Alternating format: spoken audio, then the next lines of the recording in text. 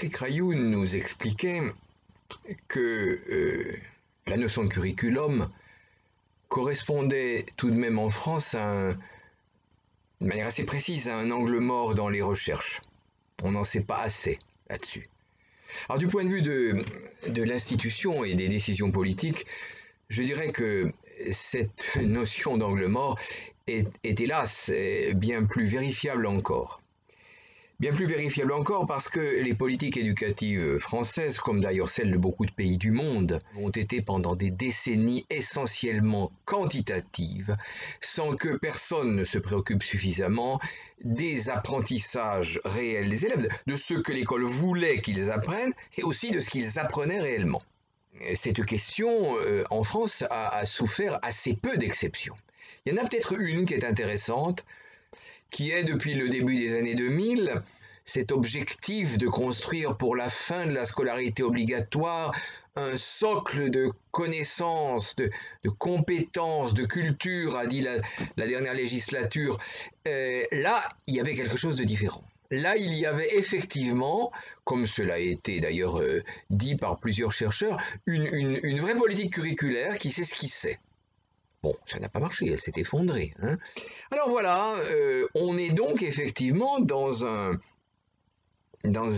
contexte général que je n'hésiterai pas de qualifier de relative indifférence au savoir. Vous savez, quand une réforme de l'éducation, comme j'ai eu l'occasion de participer à beaucoup de leur construction, s'échafaude, on construit tout dans le menu détail des structures, des classes et des orientations, et puis quand tout est fini, on se demande, mon Dieu, qu'est-ce qu'on va bien pouvoir leur enseigner, hein? Et tout ça se fait en général sinon en catastrophe, tout au moins dans des délais qui ne sont pas les bons.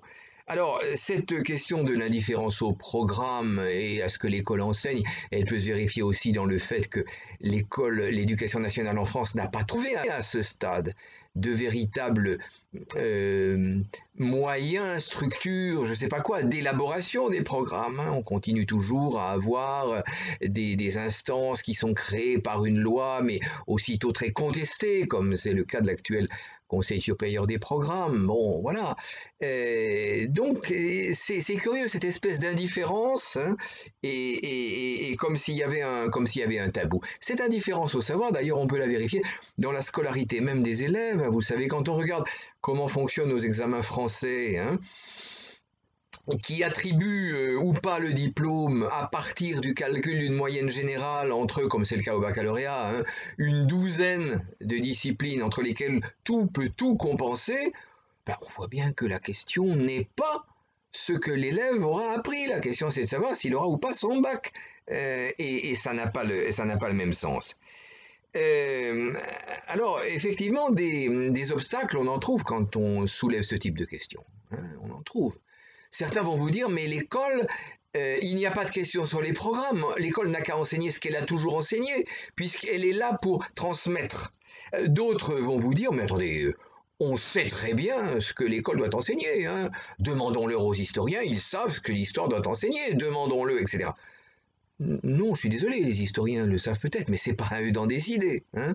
C'est sans doute à quelques émanations de la société et dans la cohérence justement de la considération et de la construction d'un curriculum. D'autres vont vous dire, mais il n'y a pas de débat là-dessus. D'abord, les programmes d'enseignement, c'est naturel. L'histoire, elle a eu lieu dans le passé, donc il est naturel d'enseigner ça. Les mathématiques, c'est quelque chose de naturel. Oui, alors, voilà. Une grande question est là, si vous voulez. Non, c'est pas forcément naturel. Il y a des décisions là derrière. Il y a des effets sur des élèves là derrière. Donc, la nature, c'est pas ça. Moi, je crois qu'il faut au contraire qu'on sache que le curriculum, c'est pas une invention de quelques personnes qui réfléchiraient à tout ça. C'est une réalité. Hein, c'est une réalité. Le curriculum des élèves français, on n'en parle pas parce qu'on n'a pas fait l'effort d'aller le détailler, mais il existe. Il existe. Hein. Nos élèves passent par tel et tel acquis de savoir et pas par d'autres. Et tout ça, ça consiste bien en un curriculum. Une chercheure qui d'ailleurs fait partie de notre groupe dans une thèse récente définit pour le niveau du lycée. Et elle s'est demandé pour 3 pays, la France, l'Angleterre et l'Italie, au fond, est-ce qu'il y a, même s'il n'est pas proclamé, est-ce qu'il y a un curriculum des lycées? Et bien évidemment, en regardant de ça de près, on arrive à voir que oui, hein, elle est arrivée à dire que le curriculum des lycées italiens visait la production, si je peux dire, d'un lycéen cultivé. La production du titulaire du A-level anglais visait la production de quelqu'un qui a déjà un bon niveau de spécialisation dans des disciplines, et la production du lycée français, où il y a sans arrêt des choix à faire entre 36 options année par année. Et ce qu'il y a de caché dans le curriculum, c'est essentiellement qu'elle vise la fabrication d'élèves bons stratèges. Ce sont eux qui vont s'en sortir. Voilà. Donc, la question du curriculum, à partir de la recherche, à partir de la considération politique et administrative des choses, c'est une notion tout à fait importante à laquelle il est donc important que nous nous mettions à réfléchir.